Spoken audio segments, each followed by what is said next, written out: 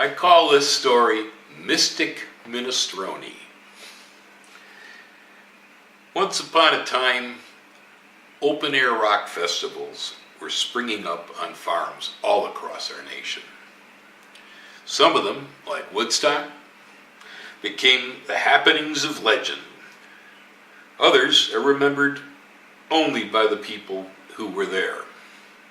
Still others were advertised, but even after the people showed up, the stages remained empty and silent.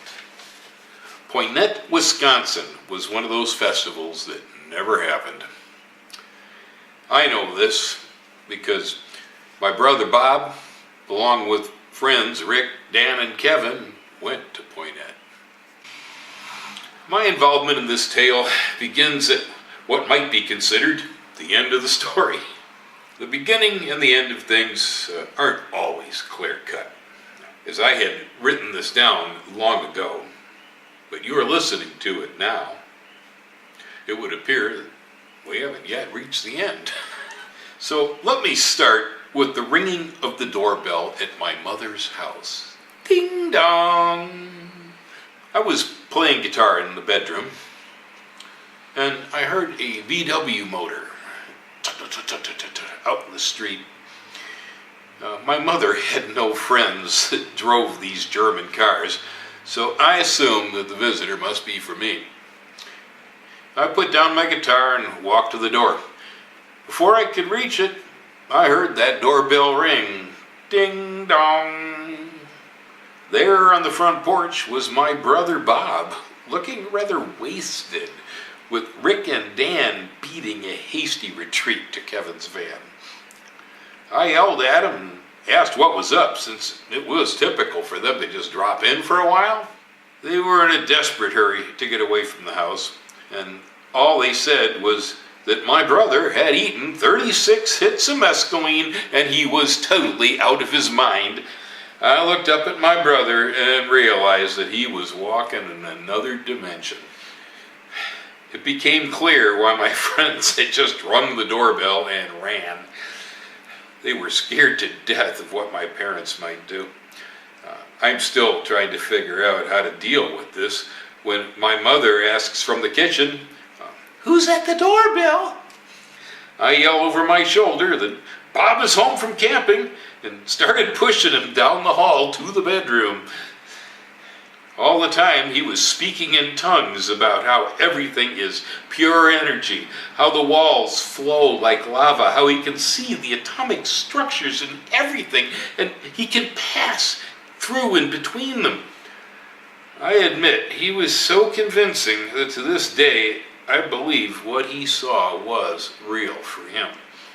Only later did modern physics confirm that he was telling me something about our reality. My mother comes to the bedroom door and tries to enter because she hasn't seen Bob in days and wants to greet him. Bob is communicating only at a hyperdimensional level and not suitable for viewing by our mother. I block her entry to the room and explain that Bob is very tired and doesn't feel well. She seems kind of let down, but understands that teenagers need their privacy and returns to the kitchen. This was only the beginning of blocking and dodging I had to do so my parents wouldn't discover that my brother had just taken a journey further into his mind than even Timothy Leary had ever experienced. I tried for years to discover if anybody ever ate more mescaline than my brother did. I believe he holds the unofficial record for more mescaline consumed than any other human being. Now, as for those of you who are not familiar with mescaline, mescaline is a psychoactive chemical. It's particular, unique to just a few species of cactus on the planet. It comes up out of the cactus San Pedro and the cactus peyote. The peyote cactus, of course, has an entire religion around it. A Native American church is built on that sacrament. Mescalito is the patron saint of the cactus in the Native American church. Native Americans believe that Mescalito, when he visits, will teach men the right way to live. The reports I got back from friends on this particular mescaline was that one single dose of this was a stellar experience. It took me days to get to the bottom of how Bob had eaten so much of it. I got part of the story from my brother when he came back to Earth several days later. The rest came from Rick when I phoned him that evening. It turned out that the Rockfest was a bust. There was nothing there, so the guys decided to go camping instead. My brother had gone off hiking by himself while Rick, Dan, and Kevin decided that they'd put 5 cans of soup in a kettle, dump all of their mescaline into it, and then let it simmer. Next, they decided to take a hike. In the meantime, Brother Bob came back from his walk and he was really hungry. He saw the soup and started to help himself.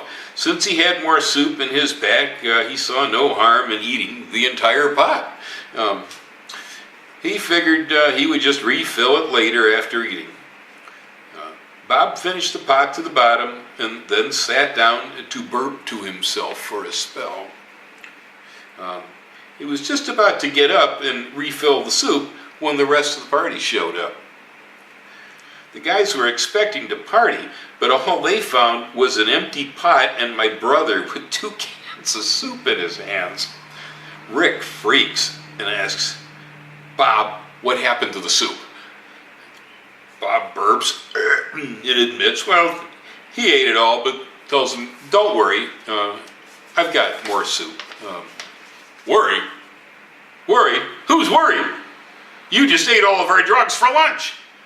Bob kind of turns green and asks what was in the soup. Kevin tells him it contained enough mescaline for a block party. Now everyone is worried. The guys had nothing to party with, and Bob was so high he couldn't stop telling everybody that he could see between the atoms on the sides of Kevin's van. The choice was to drop him off at a hospital or to bring him home and let me worry about him. Since it's known that nobody has ever died from a mescaline overdose, they brought him home, rang the doorbell, and ran like hell. I've always covered for my brother when it comes to my parents, with the exception of the time that he rammed a small American flag up my butthole while I was trying to pull my shorts up. He was mad because I claimed that the flag was mine.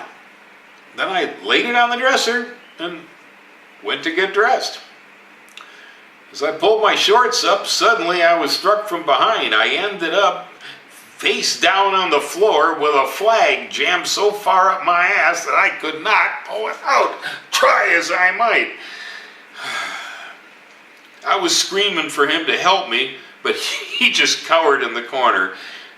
My mother had to come and put one foot on my ass and pull hard to get that flag out. That time I didn't cover from my brother. Otherwise, we pretty much took care of each other, but since I was the oldest, the job often fell on me. I take the job seriously.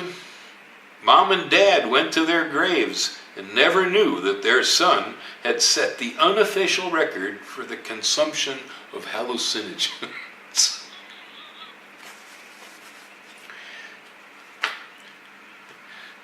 Yeah, it's kind of an oddball, this story, because, my brother, he's a sergeant in the Army, a tank commander, managed departments, parts departments and such for Hyundai and for one of the other Korean car manufacturers, and quite a few other things. I believe he worked for Mopar for a while in the same capacity.